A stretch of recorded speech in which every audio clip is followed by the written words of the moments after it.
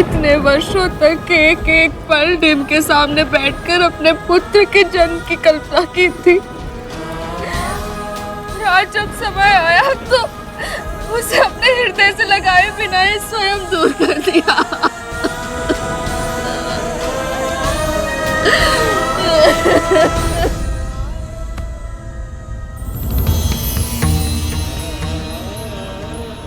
माँ ने अरुण भैया के स्थान पर मेरा डिम क्यों नहीं फोड़ा? यदि ऐसा होता तो कम से कम अरुण भैया स्वस्थ रहते। भले मैं अपंग क्यों ना रह जाता। ये विचार उचित नहीं है गरुड़। जो होता है किसी न किसी कारण से ही होता है। नियति के गर्भ में अरुण के लिए कुछ और ही था, जिसे पाने के लिए उसने सूर्य देव की आराधना की। ओम सूर्य देवाय नमः। ओम सूर्य देवाय नमः। ओम सूर्य देवाय नमः।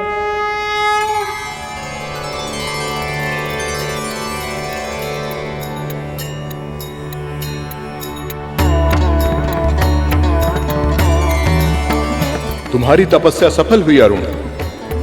सदैव मेरे साथ रहने की तुम्हारी इच्छा मुझे स्वीकार है।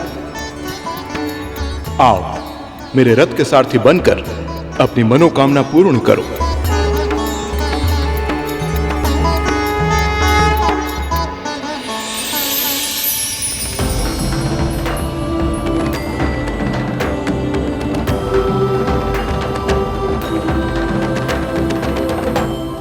सूर्य देव का सारथी बनकर पूरे जगत में प्रकाश फैलाना ही अरुण का भाग्य था, जैसे तुम्हारा भाग्य अपनी मां को दासत्व के अंधकार से मुक्त कराना है।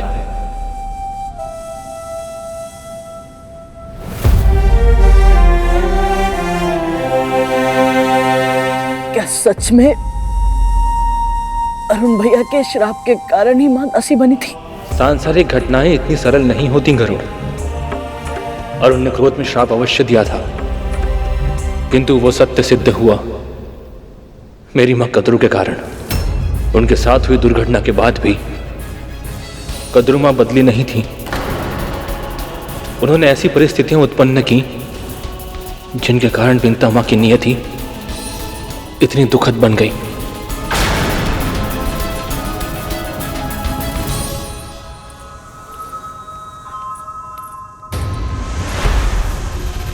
तुम जीत गई कद्रू।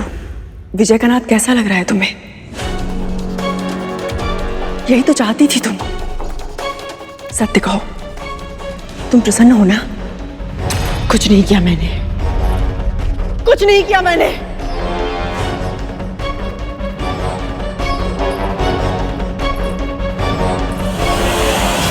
अस्वीकार करने से तुम्हारा किया मिट नहीं जाएगा। भले ही आज तुम अरुण के श्राप और उसके क्रोध से बच गई हो, किंतु भूलना मत, प्रकृति एक ऐसी मां है जो अपनी किसी भी संतान के साथ अनुचित होते हुए नहीं देख सकती। तुम्हारे कारण विंता आज अपने पुत्रों से दूर हुई है। वैसे तुम्हें भी अपने पुत्रों का विछोह सहना होगा।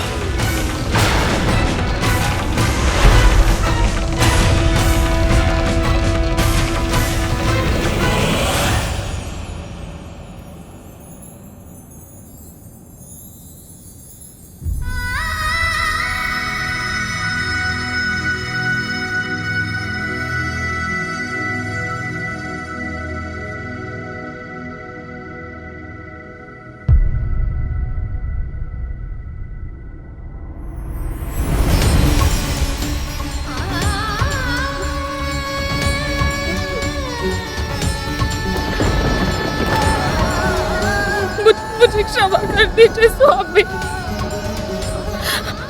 हमारा पुत्र मेरे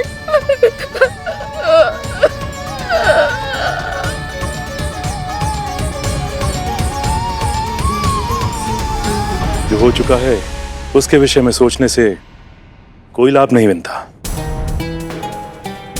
अपने आने वाले पुत्र के लिए अपने मन को स्थिर कीजिए और अपने खोए हुए धैर्य को पुनः अर्जित कीजिए। आपसे जो भूल हुई है उसके बाद आपके दूसरे पुत्र के प्रति आपका दायित्व और बढ़ जाता है। अब आपको शारीरिक रूप से ही नहीं, मानसिक और आत्मिक रूप से भी शक्तिशाली बनना होगा, ताकि हमारा पुत्र अरिष्टवर्ग अर्थात अपने 6 विकारों पर सदैव नियंत्रण रख सके, ताकि उसके हृदय में कभी द्वेष, ईर्ष्या और वैर ना आए। और इसके लिए सबसे पहले आपको अपने हृदय से ये सारे विकार हटाने होंगे। अपनी बहन कद्रू को क्षमा करना होगा आपको।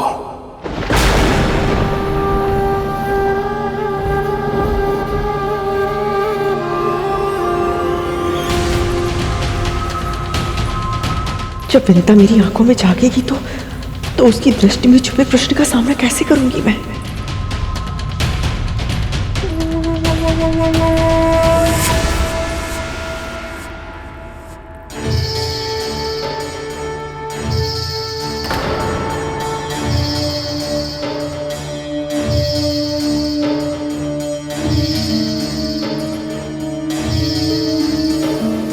शेष, वासुकी, ये क्या वेश है? मां, हम दोनों परमपिता विष्णु और शिव जी का आशीर्वाद प्राप्त करने के लिए तपस्या करने जा रहे हैं। अनुमति दीजिए मां। प्रभु को तो यहाँ रहकर भी प्रसन्न किया जा सकता है ना? उसके लिए सब कुछ त्याग कर महल छोड़ने की क्या आवश्यकता है? तपस्या तब सफल होती है जब मन शांत हो, और आपके कारण आज जो इस महल में हुआ है उसके बाद हमें यहाँ शांति नहीं मिल सकती।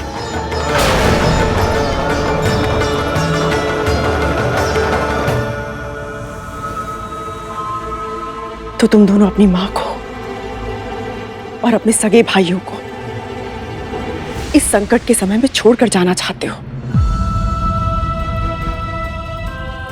और बहाना कर रहे हो तपस्या का। ऐसी बात नहीं है मां। हमारी प्रवृत्ति आप सभी से विपरीत है और यहां रहकर आपकी आज्ञा का उल्लंघन करना हमारे लिए संभव नहीं होगा मां। आपके अनुचित आदेश को मानकर अपने अंतर्मन के स्वर को अनसुना करना भी अब हमारे लिए संभव नहीं होगा मां। मां, हम भक्ति की शक्ति प्राप्त करना चाहते हैं। आप भी यही चाहती थी ना कि हम शक्तिशाली बने। हमें आज्ञा दीजिए मां। अनंत, तुम्हें अनंत काल तक प्रभु श्री नारायण की भक्ति और सेवा का अवसर मिले। जैसे अनंत को नारायण की सेवा का सौभाग्य मिलेगा, वैसे ही तुम्हें मिलेगी महाकाल शिव की भक्ति। एक बार फिर हार गई मैं और वो जीत गई मुझसे। अपने पुत्र को खोकर भी वो मुझसे जीत गई।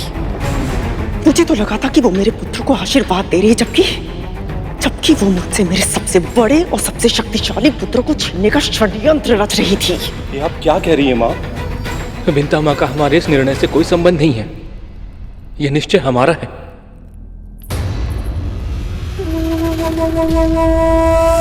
अब भी अपने रक्त का साथ देने के स्थान पर उस कपटी ईर्ष्यालु विनीता का पक्ष ले रहे हो तुम दोनों। ठीक है, जहां जाना चाहते हो जाओ, जहां जाओ सुखी रहना।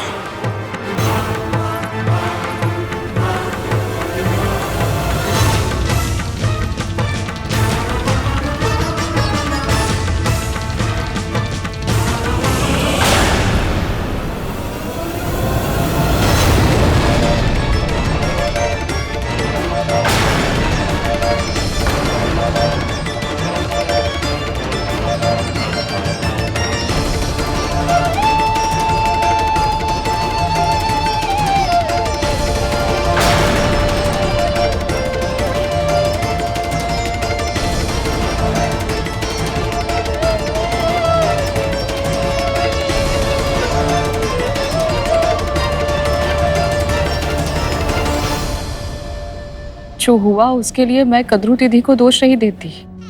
त्रुटि तो मेरी है ना, अपराध तो मुझसे हुआ है। अपने कर्मों के लिए कोई और नहीं, केवल मैं ही उत्तरदायी हूँ स्वामी। मेरी भक्ति में कोई कमी रह गई होगी ना, तभी तो ऐसे संकट के समय में अपने प्रभु की कृपा पर विश्वास नहीं रख पाई मैं। आपसे यही आशा थी विंता। अब आप अपने मन, वचन और कर्म से भगवान विष्णु के भक्ति मार्ग का अनुसरण करें। अरुण के श्राप जितना निष्ठुर है उतना ही परोपकारी भी, और उसके श्राप के कारण आपकी भक्ति और प्रभावी बनेगी। और जब हमारा दूसरा पुत्र जन्म लेगा तो आपके भक्ति के संस्कारों में तप कर कुंदन बनेगा, और केवल आपके दुख का निवारण नहीं करेगा वो, अपितु सारे जग के दुख का निवारण करेगा। शारीरिक और मानसिक क्षमता में अद्वितीय, बलशाली, अपराजय एवं ऐसा आदर्श होगा जिस पे केवल आपको और हमें नहीं पूरे संसार को गर्व होगा। ऐसा पुत्र।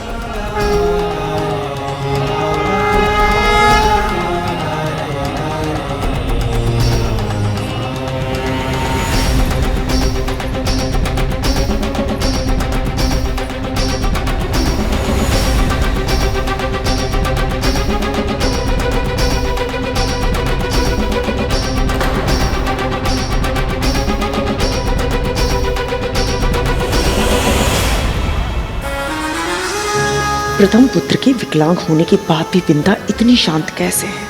अवश्य ही इसके मस्तिष्क में कोई ना कोई योजना पल रही है, कोई ऐसा उपाय जो मेरे पुत्रों के लिए घातक सिद्ध हो सकता है।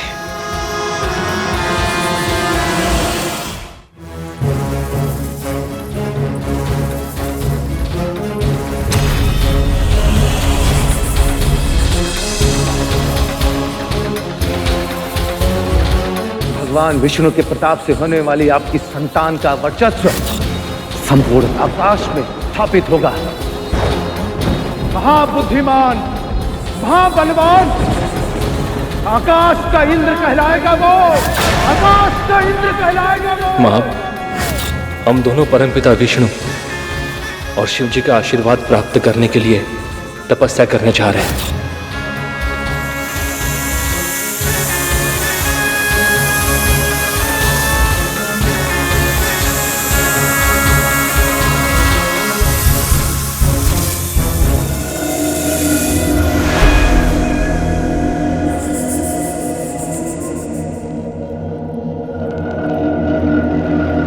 हम सभी के प्रयासों से संकट टल तो गया है, किंतु पूरी तरह समाप्त नहीं हुआ है। आज विंता ने पहला डिंब फोड़कर अपने पुत्र को अर्ध विकसित स्वरूप में जन्म देने के लिए विवश कर दिया, और उसी क्रोध में उसका पुत्र उसे छोड़कर चला गया। ये हमारी विजय है, किंतु उस विजय का बहुत भारी मूल्य चुकाना पड़ा है मुझे। मेरे दो पुत्र शेषनाग और वासुकी हम सबको छोड़कर चले गए। पर वो कहां गए हैं मां, और क्यों? परिवार द्रोही है वो, अपने रक्त को छोड़कर चले गए, क्योंकि उनके मन में हमारे विरोधी के लिए सहानुभूति उपजती है। न कोई प्रश्न होगा, न कोई चर्चा होगी। आज के बाद मैं इस महल में उन दोनों का नाम भी सुनना नहीं चाहती। विंता का एक पुत्र तन से दुर्बल है, अब हमें सुनिश्चित करना होगा कि उसका दूसरा पुत्र मानसिक रूप से भी दुर्बल हो और आत्मिक रूप से भी, ताकि जो विजय हमें मिली है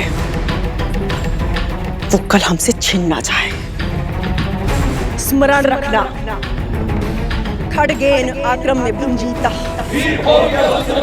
खड्गेन आक्रम्य भुंजीता, खड्गेन आक्रम्य भुंजीता। इतना सब कुछ हो गया, आप दोनों ने महल छोड़ दिया, फिर भी बड़ी मां का हृदय नहीं पिघला। जिस बहन से वो इतना स्नेह करती थी अपनी, उसी बहन को इतनी अधिक पीड़ा कैसे दे पाती है वो? क्या उन्हें मेरी मां के आंसू, उनके कष्ट, उनके दुख दिखाई नहीं देते? सर्वाधिक शक्तिशाली होने की कामना नैतिक अनैतिक के संतुलन को नष्ट कर देती है और उचित अनुचित का आभास समाप्त कर देती है। मस्तिष्क को तर्क से, हृदय को भावना से और आत्मा को सात्विक तत्वों से विहीन कर देती है। कद्रुमा के साथ भी वही हुआ। किंतु गरुड़, मां कैसी भी हो, अपने पुत्रों के लिए वो हमेशा मां ही होती है। मैं और वासुकी कद्रुमा से दूर हो गए, किंतु आज भी वो हमारी स्मृति में है। आज भी अपने प्रभु की पूजा करने से पहले मैं अपने माता पिता का नाम लेता हूं, आंखें बंद करके उनकी उस छवि का स्मरण करता हूं जब मैंने उन्हें पहली बार देखा था। बड़ी माँ की पहली छवि आपके लिए सुखदायक है, किंतु अरुण भैया, उनकी स्मृति में तो माँ पहली दृष्टि में ही अपराधी बन गई थी। जन्म लेते ही जो पहला भाव उनके मन में आया था वो घृणा का था। भैया,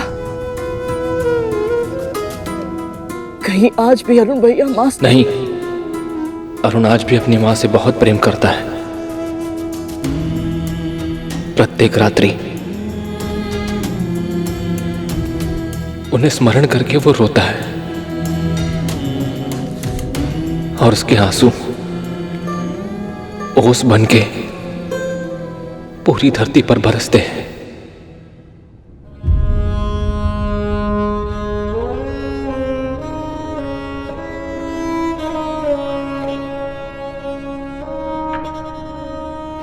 प्रत्येक सुबह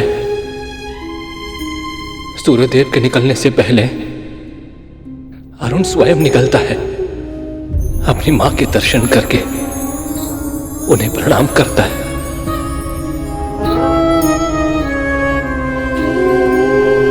और तुम्हारी मां भी अपने चेहरे पर अपने पुत्र की लालिमा का अनुभव करके मुस्कुराती है, प्रसन्न होती है।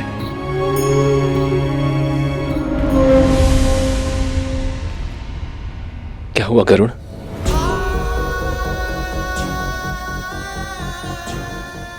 कुछ नहीं भैया, बस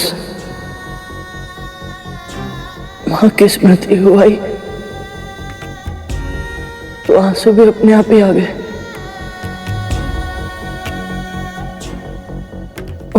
पहली बार मां को बिना बताए इतनी दूर आया हूं। पहली बार मां की पुकार को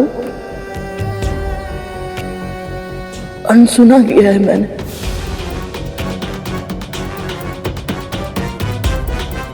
केवल इसीलिए कि मैं अपनी मां को दास्ता से मुक्त करा सकूं।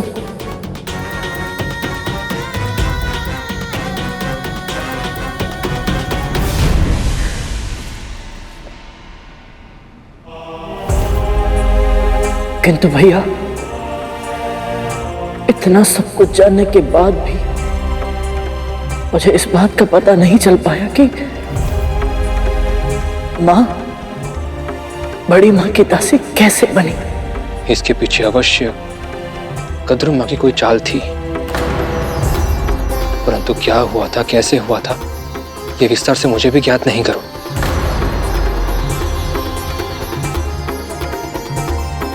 तो क्या मेरी ये यात्रा व्यर्थ हो जाएगी? यदि शेष भैया भी नहीं जानते तो फिर मुझे कैसे पता चलेगा इसके आगे का सत्य?